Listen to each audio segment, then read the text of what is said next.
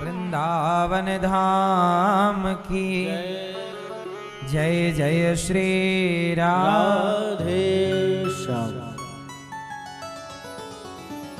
परम मंगलमय परात्पर अखिलेश्वर अखिल ब्रह्मांड नायक परात्पर परब्रह्म भगवान श्री कृष्ण की वांगमयी प्रतिमूर्ति श्रीमद् भागवत महापुराण दूर दूर से आई हमारी माताएं बहनें श्रोतागण भक्तगण साधना टीवी श्रद्धा टीवी पर कथा का रसपान कर रहे सभी भक्तजनों को जय श्रीमन्नारायण, जय श्री कृष्णा, राधे राधे।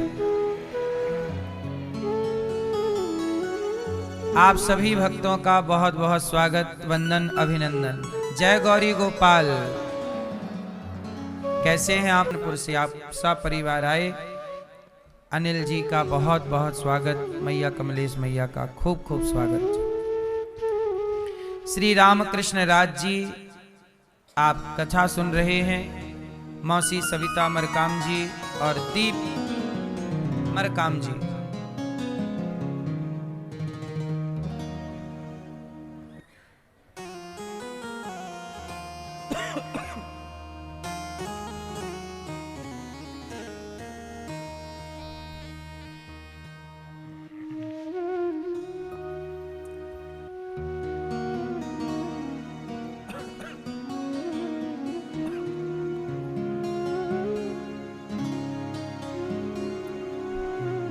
श्री मौसी जी सविता मरकाम जी और दीप भाई जी कोरबा से आप आए हैं और जीवन को कृतार्थ कर रहे हैं कथा की गंगा से। आगामी भागवत जी के पोथी पाठ 5 मार्च से 11 मार्च रहेंगे। एक कार्तिकेय जी और उन्होंने तारकासुर का उद्धार किया। मनु जी महाराज की 3 बेटियों की बात पूरी हुई। आकुति, देवहूति, प्रसूति।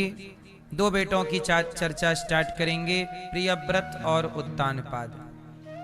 प्रियव्रत जी का विवाह, प्रियव्रत जी और उत्तानपाद। तो उत्तानपाद की 2 पत्नियां हैं, सुनीति और सुरुचि। जाये उत्तानपादस्य सुनीति सुरुचिस्तयोः। सुनीति नाम की जो पत्नी है उत्तानपाद की, उनके पुत्र हुए हैं ध्रुव और सुरुचि के पुत्र हुए हैं उत्तम। ध्रुव जी छोटे से हैं और छोटी सी उम्र में वो भगवान का चिंतन ज्यादा करते हैं। एक दिन क्या हुआ कि ध्रुव जी अपने पिता की गोद में बैठने चले गए। सिंहासन पर बैठे थे उनके पिता उत्तानपाद जो कि वहां के राजा थे। तो जब पिता की गोद में बैठने गए तो बगल में सौतेली माँ खड़ी थी। उन्होंने अपमान कर दिया ध्रुव जी को, हाथ पकड़ के नीचे गिरा दिया। तुम जाओ, तुम इस गोद में बैठने के अधिकारी बिल्कुल भी नहीं हो, जाओ यहां से। छोटा सा 5 साल का बच्चा। ध्रुव जी ने देखा कि मां ने अपमानित कर दिया है। उन्हें अच्छा नहीं लगा, वो रोते हुए घर गए। मां ने कह दिया तपसाराध्य पुरुषम तस्यैवानुग्रहेण में गर्भे त्वं साधयात्मानं यदिच्छसि नृपासनम। जाओ। अब ध्रुव जी महाराज को पता लगा कि मेरा अपमान हुआ है। जब घर गए तो सुनीति ने समझाया कि बेटा तुम्हारी सौतेली माँ ने कुछ कह दिया, इसमें बुरा क्यों मानते हो? कई बार हम लोगों को बुरा लग जाता है, कोई हमें डांट दे, कोई हमें कुछ कह दे, बुरा लग जाता है और लगना स्वाभाविक भी है, हम सब इंसान हैं। ध्रुव जी को भी बुरा लगा। ध्रुव जी बोले कि मैं बदला लूंगा अपनी माँ से। तब सुनीति ने समझाया कि बेटा सत्यम सुरुच्या विहितम भवान में यद दुर्भ गाया उदरे गृहीत। सुन, तू बदले की भावना मत रख। तेरी सौतेली माँ ने तेरा अपमान किया है, तो क्या तू भी अपनी माँ का अपमान करेगा? अच्छा बताओ मैया, अपमान कोई आपका करे तो आपको क्या करना चाहिए? उसका भी अपमान करना चाहिए? उत्तर बोलो मेरी माँ। सुनीति ने यही समझाया कि बेटा, तुम्हारा अपमान हुआ है, तुम मत किसी का अपमान करना। यदि तुम्हें पिता की गोद में बैठना ही है तो जाओ बेटा, तुम तपस्या करो। तपस्या करोगे तो पिता की गोद में चाहते हो बैठना, तपस्या करोगे, प्रेम से भगवान को पुकारोगे तो परम पिता की गोद में बैठने का सौभाग्य मिल जाएगा। जाओ। ध्रुव जी चले परम पिता की गोद में बैठने का संकल्प लेकर। 5 साल के हैं ध्रुव जी, पता नहीं है कि भक्ति क्या होती है, भगवान क्या होते हैं, पर जिद है कि मुझे उस गोद में बैठना है बस। यदि आपकी इच्छा शक्ति मजबूत हो तो आप सफल जरूर होते हैं। कामयाब कौन होता है? जो ठान ले कि हमें कामयाब होना है बस। ठान लेगा तो निश्चित कामयाब होगा।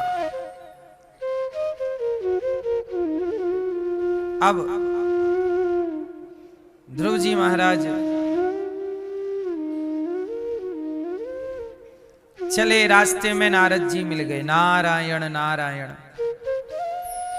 जब नारद जी मिले तो ध्रुव जी ने नारद जी को प्रणाम किया। ऋषियों के चरणों में प्रणाम। नारद जी ने कहा कि बालक तुम कौन हो? ध्रुव जी ने कहा मैं ध्रुव हूं और मैं भगवान को पाना चाहता हूं। नारद जी बोले भगवान को पाने का रास्ता तो थोड़ा कठिन है, तुम छोटे बच्चे हो, ये कोई उम्र नहीं है।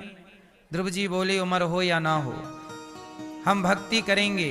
आप कोई रास्ता बता सकते हो तो बताओ, वरना हम उनको पाकर ही लौटेंगे। तो नारद जी ने कहा कि ठीक है, तुम जिद कर रहे हो तो हम तुम्हें ये मंत्र देते हैं। 12 अक्षरों का एक मंत्र दे दिया, 12 अक्षर मंत्र।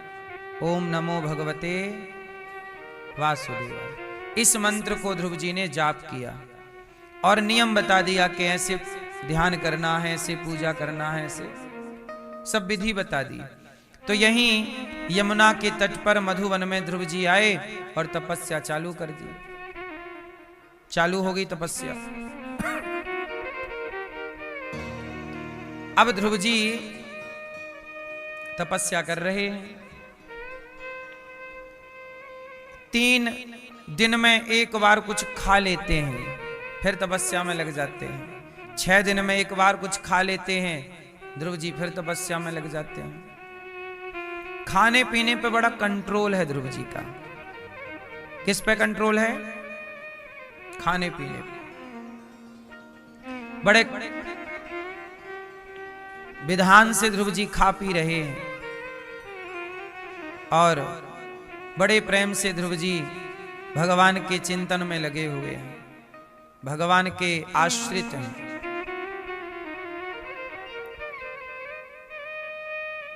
ध्रुव जी 5 माह तक कंट्रोल करते हैं खाना पीना, केवल चिंतन में, ध्यान केवल भगवान में। 5 माह में जब मन कंट्रोल किया और ईश्वर को पुकारा, इंद्रासन हिल गई। इसका मतलब ये हुआ कि यदि हम निष्ठा पूर्वक अपने मंत्र का जाप करें। अच्छा, आप लोग भी तो मंत्र जपते हो और ध्रुव जी ने भी मंत्र जपा, तो आप जपते हो तो भगवान इस तरह दर्शन नहीं देते, और ध्रुव जी ने जपा तो दर्शन मिल गए। तो हमारे जप में और ध्रुव जी के जप में क्या कोई अंतर है? बताओ क्या अंतर है मैया? ध्रुव जी के जप में और आपके जप में क्या अंतर है? बोलो। अंतर इतना है, ध्यान से सुनो।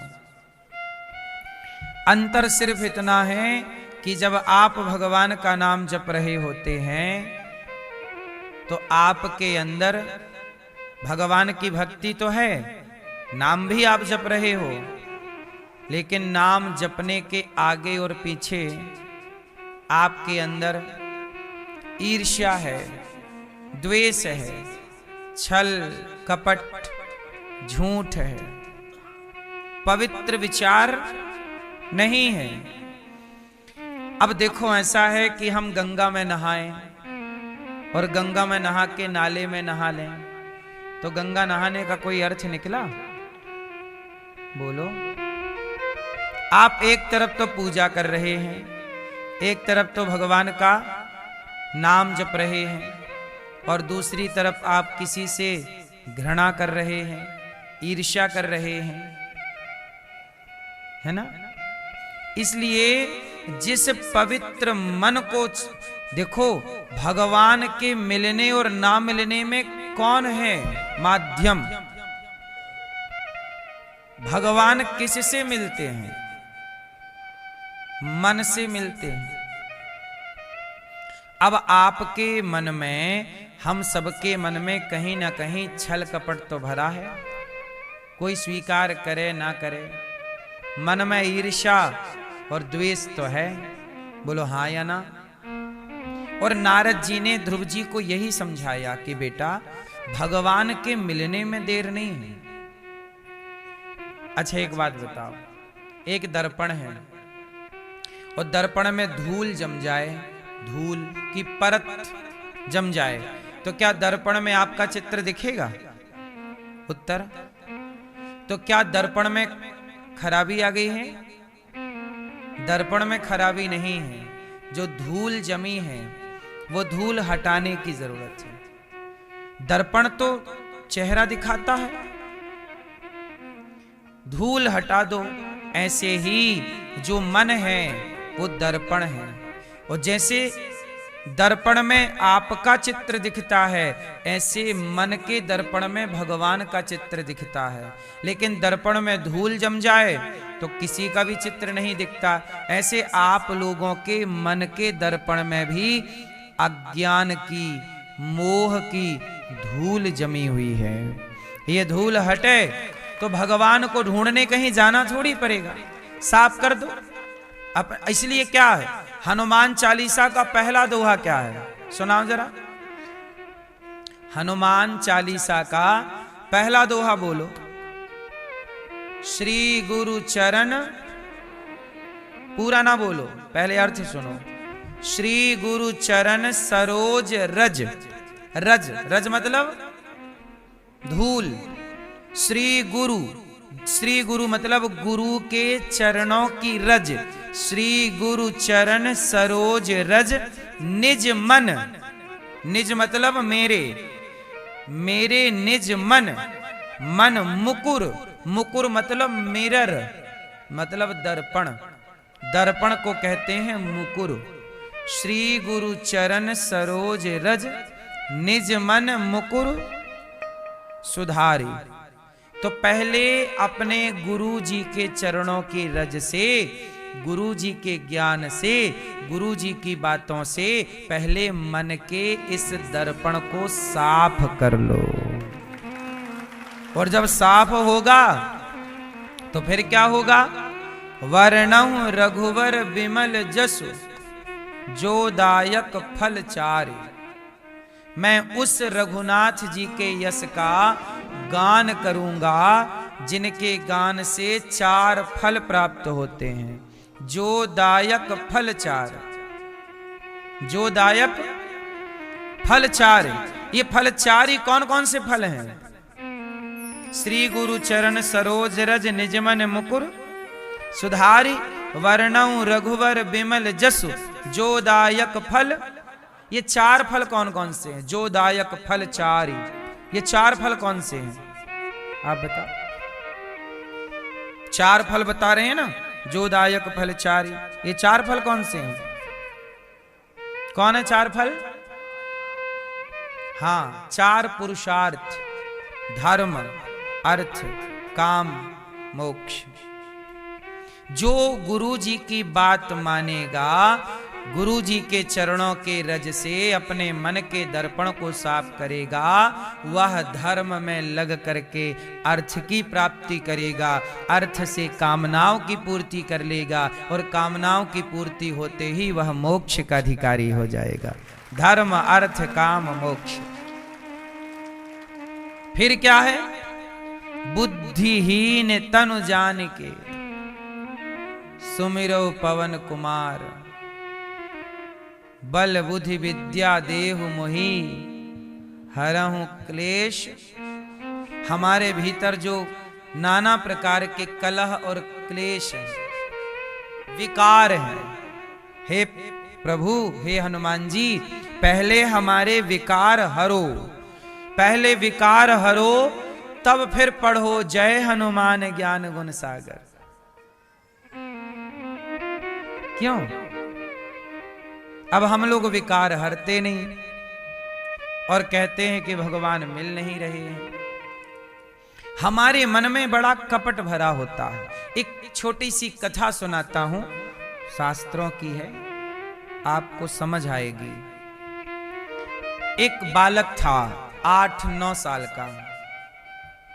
वो 8 जगह से टेढ़ा था, हड्डियां टेढ़ी, पैदा हुआ तो जन्म से टेढ़ा था, तो चलता तो ऐसे ऐसे चलता, 8 जगह से लचक मारता।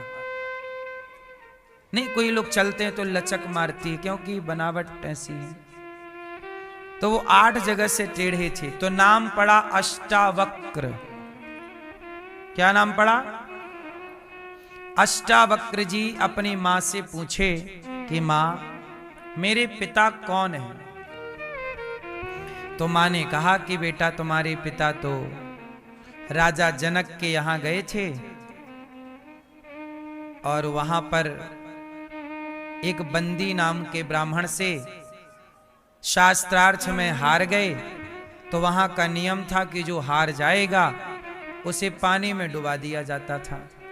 तो तुम्हारे पिता की तो हत्या हो गई है। अब तो अष्टावक्र जी बोले कि मैं बदला लूंगा। अब 8-9 साल के ही हैं, अधिक से अधिक 10 साल मान लो।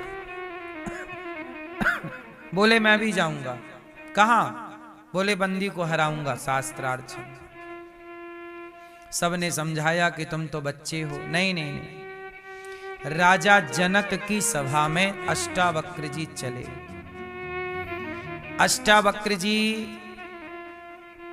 खड़े हुए, चले तो ना, टेढ़े चलते तो लोग हंसते उनको देख करके।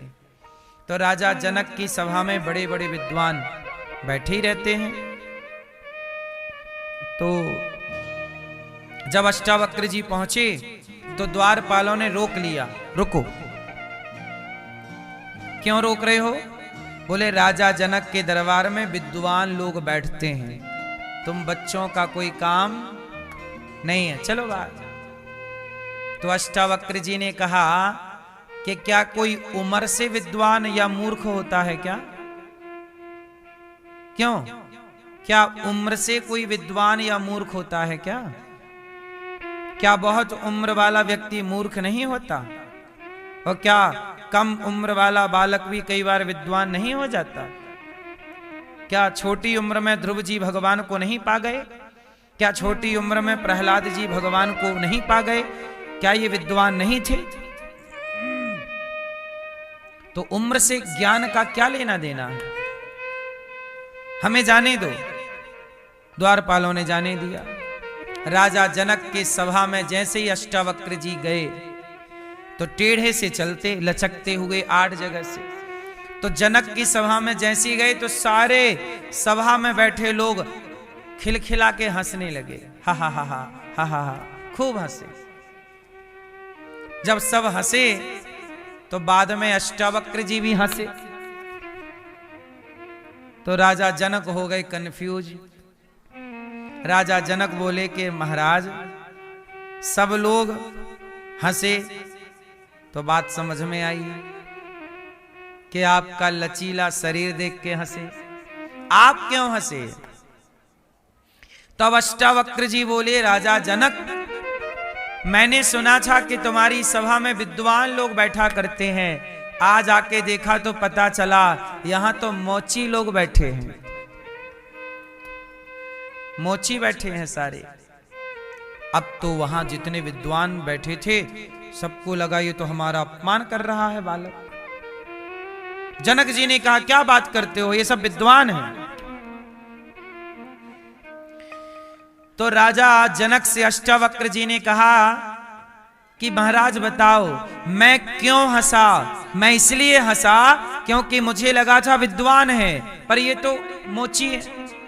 मोची क्यों कहा?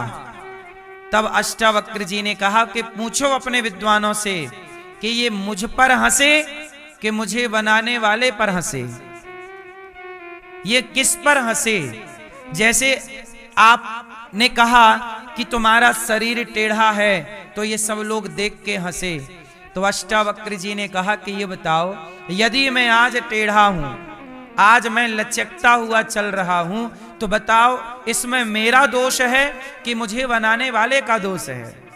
यदि मैं आज गोरा हूं, यदि मैं आज काला हूं, मैं अंधा हूं, लंगड़ा हूं, तो इसमें मेरा दोष है कि मुझे बनाने वाले का दोष है। बोलो किसका दोष है? भाई मैं अंधा हूं तो मैं अंधा हूं, क्या करूं? भगवान ने जैसा बना दिया मैं वैसा हूं। लंगड़ा हूं तो जैसा ईश्वर ने बना दिया, इसमें मेरा क्या दोष है? तो ये पूछो जनक जी अपने लोगों से कि ये किस पर हंसे, मुझ पर हंसे या उस कुम्हार पर जिसने मुझे बनाया है, किस पर हंसे? अब तो जनक के सभा के सारे लोग चुप रह गए, किस पर हंसे? राजा जनक ने कहा महाराज मैं क्षमा चाहता हूं, पर ये बताओ आप क्या चाहते हो? बोले मैं शास्त्रार्थ करने आया हूं बंदी नाम के ब्राह्मण से। कहां है? बंदी खड़े हो गए, मैं हूं, करो शास्त्रार्थ। शास्त्रार्थ किया और अष्टावक्र जी ने अपने ज्ञान से उस बड़े विद्वान को हरा दिया। अब वो बोला कि मैं तो जा रहा हूं यमुना जी में जल समाधि लेने। अष्टावक्र जी ने कहा कि मेरा उद्देश्य हरा के आपको मारना नहीं है, बल्कि आपको घमंड के सिंहासन से उतार के नीचे गिराना है। कि विद्वान होना अच्छी बात है, ज्ञान रखना अच्छी बात है, पर ज्ञान का घमंड रखना बिल्कुल गलत बात है। इसका मतलब ये सारी बात मैंने आपको केवल इसलिए बताई कि देखो कई बार क्या होता है कि हमारे मन में कपट आ जाता है। हम किसी को देख के हंसते हैं, किसी का मजाक उड़ाते हैं। हमें एक बात समझनी चाहिए कि हम सबको बनाने वाला एक ही है, हम सबको रचने वाला एक ही है। इसलिए कोई अंधा है तो हम क्यों हंसें, कोई लंगड़ा है तो हम क्यों हंसें? भाई वो अंधा लंगड़ा इसलिए होगा क्योंकि उसका जो गुनाह उसने किया होगा उसका दंड उसे मिल रहा है, लेकिन मैं क्यों हंसूं?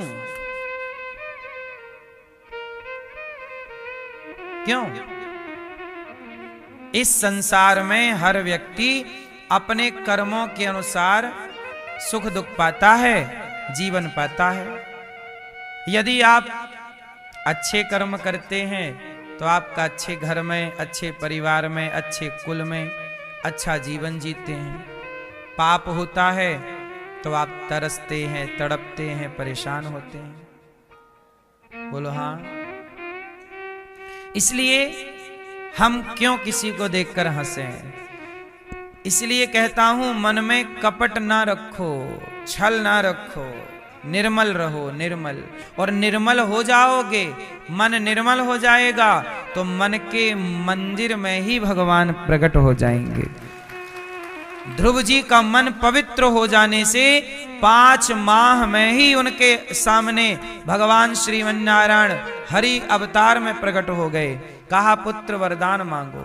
ध्रुव जी ने कहा कि प्रभु माँ ने कहा था तपस्या करना, वरदान क्या मांगो? भगवान ने ध्रुव जी को अपनी गोद में बिठाया, बहुत प्यार किया भगवान ने ध्रुव जी को।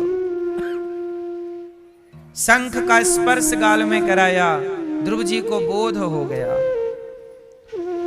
योऽन्तः प्रविश्य मम वाचमिमां प्रसुप्तां संजीवयत्यखिल शक्तिधरः स्वधाम्ना अन्यास्तहस्तचरणश्रवणत्वगादीन् प्राणान् नमो भगवते पुरुषाय तुभ्यम्। अंतःकरण में आके बस जाइए, भगवान ध्रुव जी के हृदय में आके बस जाएं। ध्रुव जी ये चाहते हैं, आप मेरे मन मंदिर में आके बस जाइए, मेरे चित्त में आकर के बस जाइए। प्रिय भक्तों, भगवान ने ध्रुव जी को 5 वर्ष के ध्रुव जी को 5 महीने की तपस्या के बल पर खड़े हो गए। भगवान कोई देर थोड़ी करते हैं, हम उस काबिल नहीं बन पाते। अच्छा मैया एक बात बताओ, भगवान आपको मिलेंगे तो भगवान को देखने की, पहचानने की शक्ति तो हमारे अंदर होनी चाहिए। और वो शक्ति कहां से आएगी? तपस्या से।